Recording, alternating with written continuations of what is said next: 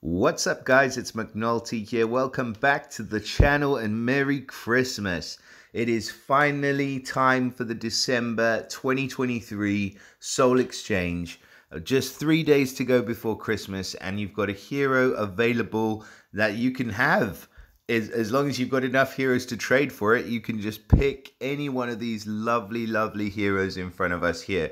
So we're going to go ahead and have a look at these heroes today. I'm going to help, I've pretty much already made up my mind, but I'm going to just put the final nail in the coffin for this one.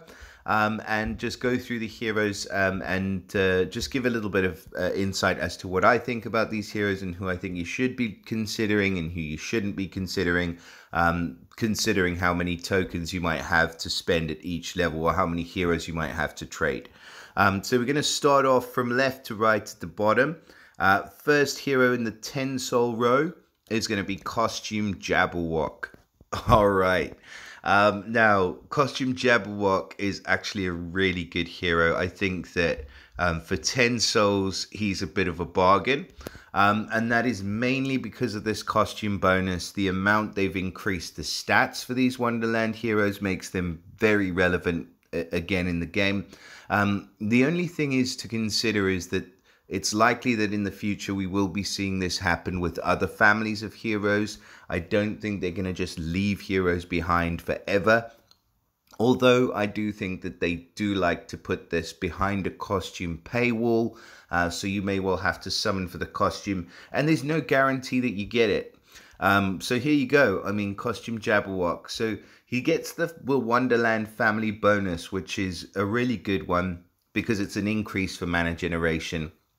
And it's an increase for critical chance. I mean, the critical chance is really neither here nor there. But the mana generation bonus, if you have other Wonderland heroes, can get up to a maximum of 12% mana. It does only kick in after 2 heroes. But the costume bonus also gives him a 5% mana bonus. So right off the bat, if you've got 2 heroes in the Wonderland family, it's an extra 7% mana bonus, which means that you can get him charged that much faster. You know, he is of the druid class as well, so if you've got a bard hero to pair with him, you can increase that mana gen. So yeah, he's a really good hero and quite a good all-rounder, makes a decent tank as well. And he deals 300% damage to the enemies on the edges of the enemy formation. But the main thing here about this one is the corrosive poison as opposed to the original costume. Where that poison damage reduces the mana generation every turn. And it deals a pretty decent amount of poison damage every turn. So if you do have 10 souls to spare, I'd say he's a absolute steal in the first row. Now, Micah, on the other hand, there are some people who love him, but most people hate him. I'm probably in the category of people that hate him. But yeah, I mean, he's just one of the worst ninjas. He does a lot, but he doesn't really do anything that prevents you from killing him or his enemies. Just a bit slower. So he gets the shared damage effect. All allies get increased defense and increased mana generation. I mean, the increased mana generation is good, but it's really not game changing. It increases to 33% mana generation at charge 2, and then 38% mana generation for charge 3. And the defense keeps increasing. So, I mean, he makes a pretty good support hero. If you want somebody who's all about survivability and increasing the chance of your team to die slower, then take this guy. Definitely not my choice from the row of 10 souls. Aurin Fluffy. Okay, so Aurin Fluff is actually a really good sort of minion / boosted health counter. She has this special skill where she destroys all minions from the target she hits. and she deals a truckload of damage at 600% damage to that target. But then what she does do as well is she reduces the max health of all enemies that own minions by 404. And obviously the effect gets stronger against targets with boosted health. So that max health reduction against enemies that own minions can actually make her almost like an AoE hero that attacks the whole of the enemy team. And 600% damage, even though she's running at average speed, is still a extremely good hit. Her stats, pardon me guys. So her stats at 806 team power are a little bit in the older categories. That's probably not the right way to say it, but she's got slightly lower stats at 806, being that she is of the Circus family. The Starfall family, sorry. The cleanse of status ailments, that's a pretty good family bonus. Can often be forgotten about. Yeah, there are quite a lot of other minion counters in the game though, and obviously Grimble, who's an excellent minion counter who was just recently part of the Fated Summon, means that probably most of you will have Grimble by now if you've been playing for longer than 5 minutes. So, Aurin Fluff, while a good hero, not a great hero, definitely not in the same sort of realm as Costume Jabberwock so far. Now, Noah, so Noah has these super beefy minions. They feel much more beefy than they actually are. So they're 30% HP and 30% attack. But what these minions do when she summons them is that they destroy all minions from the target. So she summons a Sparrow minion for the whole team, and whenever the Sparrow minion hits the target, it destroys all minions from the target. The element link increases defense against special skills, which is pretty cool. And she recovers a measly 10% health for all allies, which is also okay, considering the fact that her minions are really the thing that's doing the most in this special. Yeah, sorry guys. So the biggest part about this hero is that she can be used as a very good counter for minion summoners. She is running at slow speed, but then she does have some effectiveness against the new goblin heroes that summon the mega minions. So she can sort of chop those down pretty much automatically. When the Sparrow minions hit, they'll take half of the HP from the mega minion, and then the next hit from a Sparrow minion will take the rest of the HP from the mega minion. So if you're struggling against mega minions, she could potentially be an option. She is of the right class to be sped up with under the right circumstances, but you're still not going to get her quite to where you need her. Yeah, again, only a very specific hero if you do need a counter against minions and you're struggling against minion heavy teams, and you don't mind obviously a slow hero that you can't really speed up that easily. So yeah, that's all I've got to say about Noah. Then Frost, yeah, so Frost is an interesting hero. I didn't like him initially, but then, you know, facing him, I do think he's got some relevant skills. So he's got an innate resistance against bird damage. That's not really that relevant. But he gets the cleanse on minion death, which is the same benefit that we see from the Masked Gods family. And he is running at fast speed. So what he does is he summons this little frostbite minion. It's only got 13 HP and 15 attack to start with, but what he does is all allies minions then get plus 30% HP and plus 30% attack. And this can increase the HP and attack of minions up to 200% of the original HP and attack. So what's interesting is if you pair him with other heroes that cast minions that do certain things. I mean, for example, you've got Dio Chan, who's featured in this portal. You could be really covering her minions, increasing the health and attack of those minions, and just making her into a more well-rounded hero with bigger minions. This probably, in fact, I'm going to go out on a limb and say this definitely won't work with the Goblins heroes where they're summoning the Mega Minions. It's just for your regular minion summoners. So if you find yourself sort of inclined to be using minion teams quite a lot, and you feel like your minions are a bit too papery and they die too easily, and you've only got 10 souls, in that eventuality, then yes, maybe Frost is a good choice for you. If you don't, and if you can't really be bothered, then just leave him alone. He's very specific to that one use. So from the first row, easy choice. If you have 10 souls, take Costume Jabberwock. There's no doubt in my mind that this is the best hero from this row. His stats are exactly where they need to be for the meta. I mean, 915 team power. If you add limit breaks and emblems, going up to 1200. So he's very relevant, and he's going to survive and stand the test of time quite a lot better than any of the other heroes from this first row. In order of importance, I'd probably go him and then Aurin Fluffy, and then probably Frost, then Noor, and then Micah in last place. Sorry, Micah.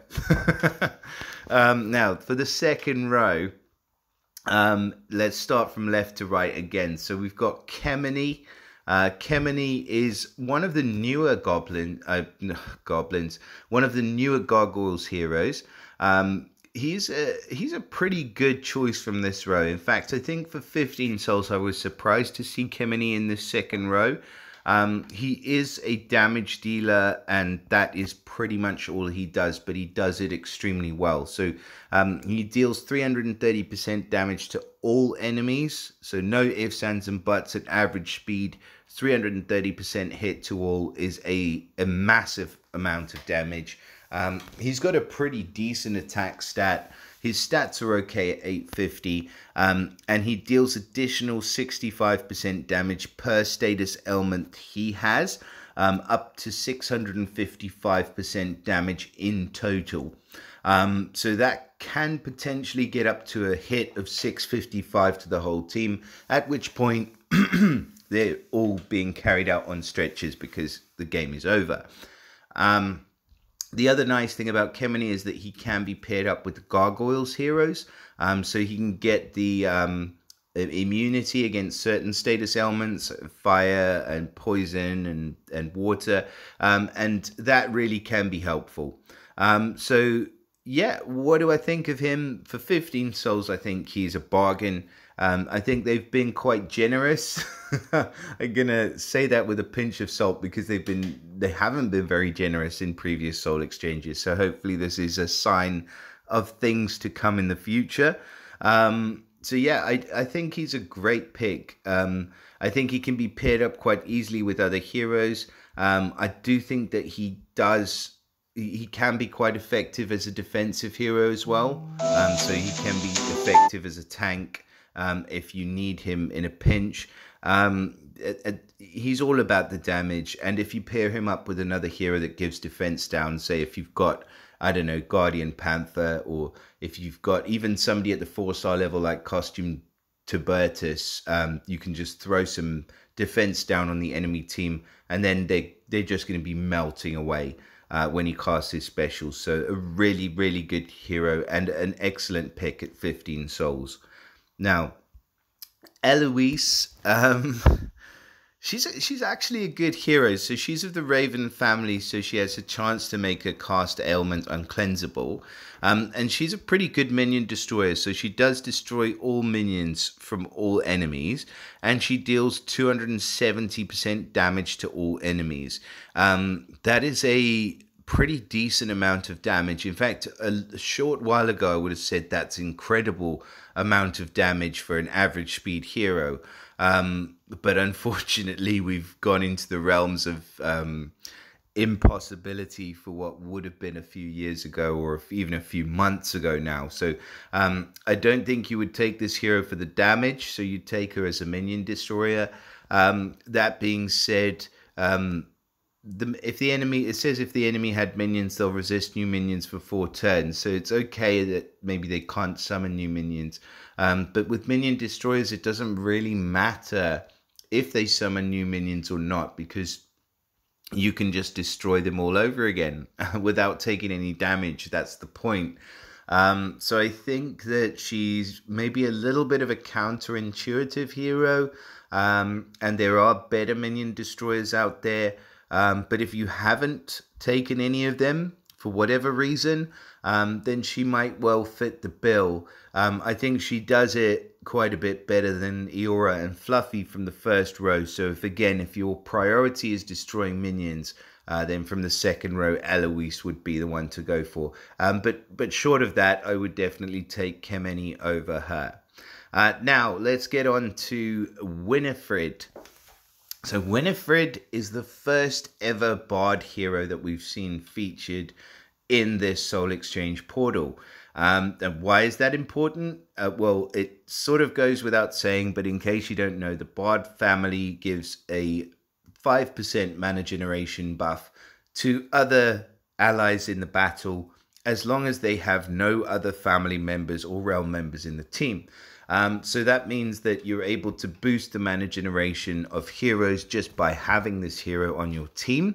And again, why is that important? Well, in a nutshell, the Bard family heroes can increase the mana generation required for certain heroes in the game, for slow heroes to charge in 9 tiles, and for fast heroes to charge in 6 tiles. There is a requirement that you have 20% mana generation bonus from the troop, and also 5% from a costume, 5% from the Bard bonus, and then the 4% from specific classes like the Sorcerer, the Monk, and Jesus, I was doing so well there. And one other one which gets a 4% mana bonus. But basically there are ways of making this hero increase the mana generation of all other heroes on your team, which is extremely useful. I don't need to tell you about mana generation, but with the costumes that are being released now, we have a 5% mana generation buff on every single one. So it means that as new heroes come into your roster in the future, you're going to be able to take advantage of that bonus. And it's pretty exciting to see the Bards come into the Soul Exchange. Maybe the next one will be a different Bard. I know a lot of people hate on Winred and say she's probably the worst of the Bards. But I'm going to beg to differ a little bit. I think she's really great. So let's go on to what she actually does. So she's got this passive, which is a defense ailment reduction. So she reduces the effect of all defense ailments by 50%. So that means any defense down, elemental defense down, whatever defense down ailment anybody tries to throw at your team, it's not going to be null and void, but what it is going to be is it's going to be 50% less effective. And that is important because it does work very well in conjunction with her special skill. So her special, it is running at slow speed, but she deals 550% damage to the target, which is a lot. The attack chains through all other enemies adjacent to the hit enemy and deals minor damage. So the rest of the enemies get 275% damage. And all the hit targets get minus 54% attack for 5 turns. And all hit targets are immune to new status effect buffs for 5 turns. So it's a pretty hectic special, but the negative 54% attack works extremely well with the reduction of 50% on the defense down ailments. So yeah, she's a great hero. And she gives that immunity to new status effect buffs for 5 turns. But I think the most important hero, the most important point I want to make about this hero is that Bard family bonus. And I know there's 4-star Bards which can give you the same family bonus, and even 3 stars. But they are very element specific, I would say, and they work extremely well as part of an attack team Now, Winifred also is a rush superstar. So she's definitely going to be on at least one of your rush attack teams, and she'll work extremely well on your rush defense team. Very frustrating defensive hero with the reduction of attack and the immunity to new status effect buffs. So yeah, a pretty decent, very decent pick for 15 souls. Now moving on, we have Costume Vander. So Costume Vander she's a good hero, I'd say, because she's, got the family bonus, the passive, etc. But she's an ailment protection hero. I think that is her primary use. And everybody should have some kind of ailment immunity hero. I think that the reflect heroes have more taken the forefront as of late. In terms of what we consider a good hero against ailments. So the ailment immunity has taken as a sort of backseat to the reflect heroes, but they still can be extremely effective, and especially with the fact that she's running at very fast speed. Now, she does deal a little bit of damage, but it is really a little bit of damage. It's 115% damage. She steals healing applied, which makes her more survivable, and she gives that all-important immunity to new status ailments for 3 turns. So actually a really good hero. If you need ailment immunity, I would, and you have 15 souls, Vander might be a good consideration for you. Now let's move on to Costume Athena. So she is an insanely good hero. There's no two ways about it. She's got it all going on. Let's just start off with the family bonus. She gets an increase of 5%, 10%, 15% mana generation right off the bat, depending on how many of these Legends family heroes have.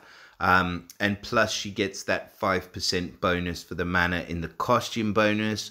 Plus, her stats are just insanely good now compared to what they were. And then they've added this cheeky new passive, which is that when she casts her special skill, she dispels the newest status effect buffs from all enemies, which I love. It's just a great, great passive. Stats-wise, like I said, she's right on point with where she needs to be. And the special skill boost doesn't harm her either. So yeah, the stats are really good for Athena. So the thing about Athena is she's probably got the highest defense down hit of any hero, and with that passive with the dispel, it makes it even that much more effective. So she gives a target and nearby minus 41% defense and a further 4% decrease every time they hit for 3 turns. It doesn't, the initial costume gives it for 4 turns, so I think I probably level this one and then use that one. And then the element link gives ice allies 15% attack and 15% defense. So really good as part of an attacking team. And in a pinch, the costume gives negative defense against ice for 3 turns, but just for fire enemies. So remember that. So she can be a good Titan hero as well. So if you don't have a defense down hero in blue that you use all the time, which I have more than enough of, unfortunately, I would say Athena is an extremely good choice from this row of 15 souls. She's an absolutely fantastic hero, and those stats are as relevant as you like. So in terms of the second row, just being like purely, what's the word, subjective, or as subjective as I possibly can be, I would say Vander is potentially out and Eloise is out as well. Chemy is an amazing hero, but a little bit one-dimensional. I think the Bard, Winifred, is absolutely amazing, and she's a steal at 15 souls. And Athena is pretty much the same. So I would say I'm going for a tie at the 15 soul level between Winifred and Costume Athena. I think they are equally as good as each other. Now, let's move on to the last row, the row of 20 heroes required. So we'll start off with Dio Chan. Dio Chan is an incredible hero. She's a great healer, running at fast speed. She summons this horrible minion which dispels all the buffs from everyone. So Ludwig is just, he just melts away in front of Dio Chan's extreme power. She's an insanely good hero. I know a lot of people say that her minions are a little bit squishy, but I mean, that's really minor, honestly. Like, this is just an insanely good hero running at fast speed, with an extremely good effect from the minions. So making my choice extremely difficult as well, because I just think she's an insanely good hero. The one thing is she does just, if they manage to deal with the minions pretty quickly, or if you're going up against a team with some heavy hitters who don't really rely as much on buffs, which we do see a lot nowadays. You've got more ailment dealers than buff boosters.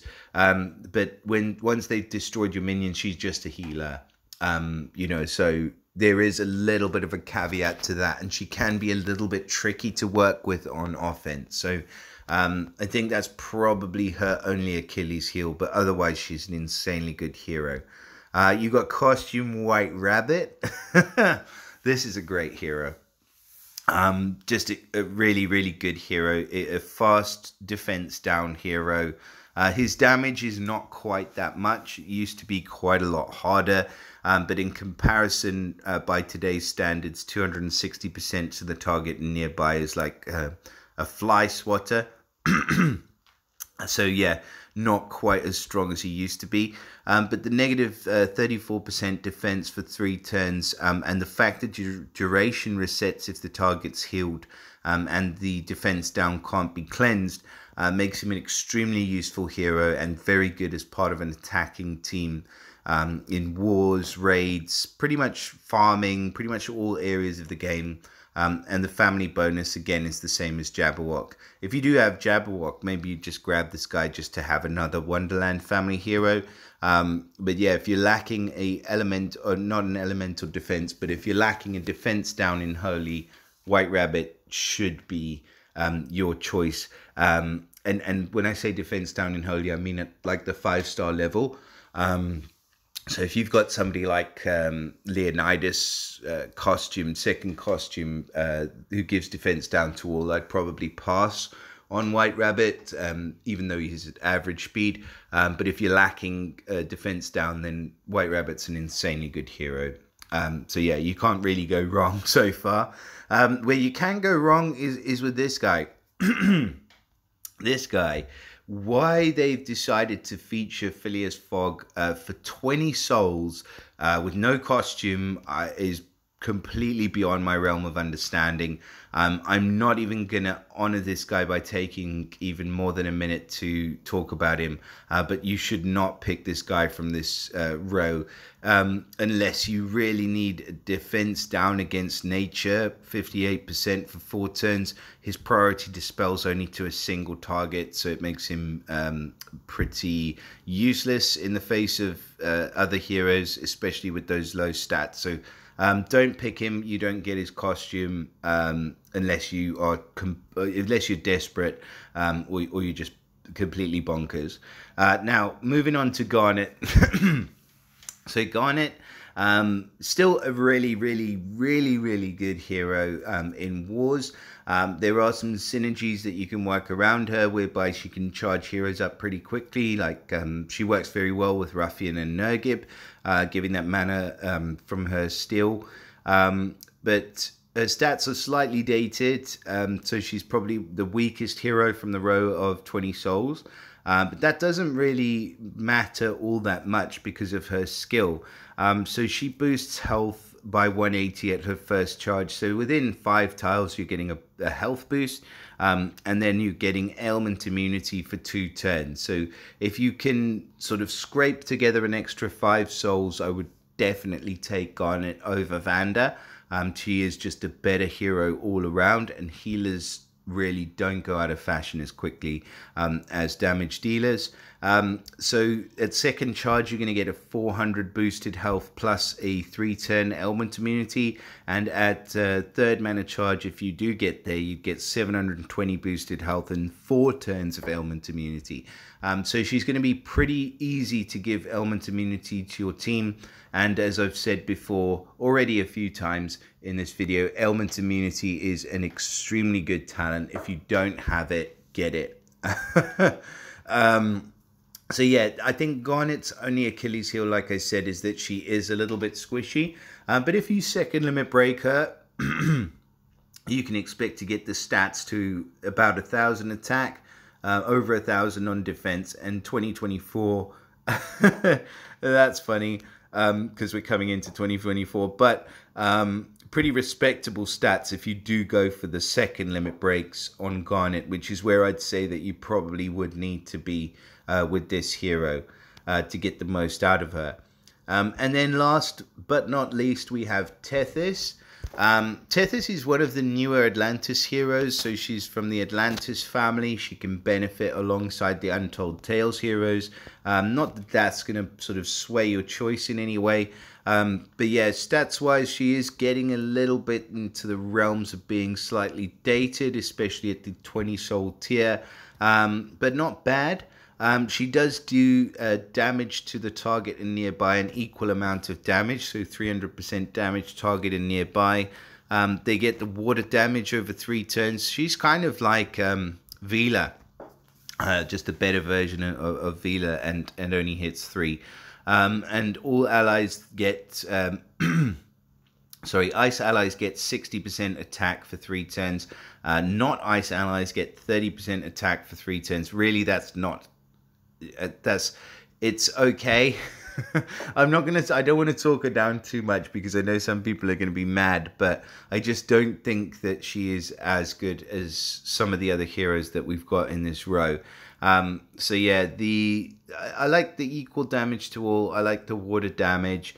I like the increase. So there's nothing bad about her special. But yeah, she's a pretty straightforward hit 3 that increases the attack of everyone on the team. So yeah, if you're not too worried about... I mean, the reason I probably am a little bit down on her is that I think Athena costume is just so much better of a hero. So you get the defense down. Even though she's running at average speed, you're still going to need, in most cases, 3-tile matches to fire Tethys. So yeah, if you've already got defense down in blue and you're looking for attack up in blue, then I'd say Tethys could be a viable choice. She looks dope as well. So maybe if you're just collecting cards for that, then she'd be a good choice as well. So look, in summary, for this last row of heroes, it's going to... man, it's a difficult one with this last row, to be honest. So I would say... I'm probably, and controversially, I'm probably going to say Costume White Rabbit as the hero that I would pick from this row. I think at 20 souls, I think he's worth it because of the stat boost, and I think his skill is absolutely excellent. The only thing is, I already have quite a lot of defense down in Holy, so I'm not going to go with White Rabbit. I've got Costume 2 Leonidas, and I've also got Zakina, so I really can't see him fitting in as well for me. I think that second place for me is going to be a tie between Garnet and Dio Chan. I think both heroes are extremely good healers, and I'd say that I'd struggle to pick between the two because their skills are so good. Tethys would definitely have to be in 4th place, and Filas Fog, absolute trash, no costume, chuck him in the bin. I do have him, by the way, and I do actually use him against Titans, and I think he's good there, and he can come into effect pretty well in war attacks and things like that, but I just don't understand why they've put him at 20 souls. I don't think he's worth it. So now, coming on to my choice, so I personally have a team that will work extremely well with this hero, and I think that, to me, she's the best choice from the second row. So I am going to go with Winred, because I've always wanted a bard, So I need to select a few fewer heroes.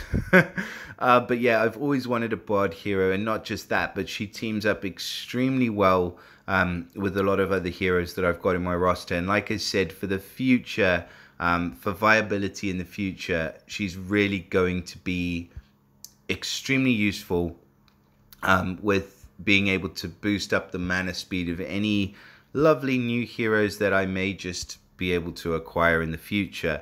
And also she only costs 15 souls, so I only have to bother spending 15 right now, and then I'll have plenty for the next time that this soul exchange comes around in like March time, and I'll be able to get some more souls, maybe another bard. We'll see what happens. Oh, I've got 15. Okay, perfect. Right, so here we go. Let's get it done. So the Bard of Creation. All right, perfect. Seems fitting since she'll be my first Bard. I'm just checking to make sure all these heroes are ones that I can spare. Please don't go feeding away leveled heroes. I've done that before and it's a big mistake. So if you are thinking of feeding away leveled heroes, I would wait until next time because you never know. Right, so here we go. Merry Christmas.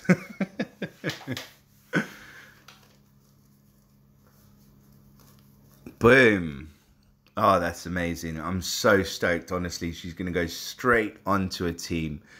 So, honestly, it's been a pleasure talking to you guys this morning about the Soul Exchange. I hope you guys have found this video useful. Hopefully, it's helped you a little bit in terms of making up your mind. Don't rush into anything. Obviously, I've been considering this decision for a while now, and I'd suggest that you definitely do the same as well, because these things don't happen all that often. But that being said, good luck with your Soul Exchange. Wish you guys all the best, and I will see you again in the next video. Bye for now.